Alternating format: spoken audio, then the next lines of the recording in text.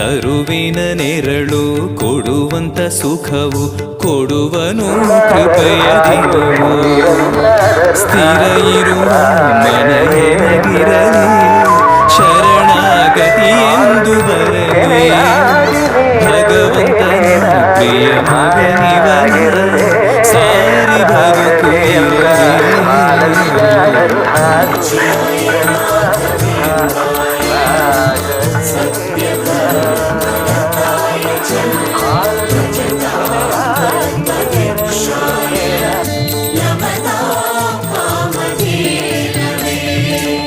ಆಲಯವೆಂದರೆ ಮಂತ್ರಾಲಯವೇ ಬೇರೆ ನಾ ಅರಿಯಲಾರೆ.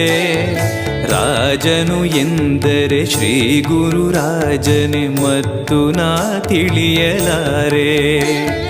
ಆಲಯವೆಂದರೆ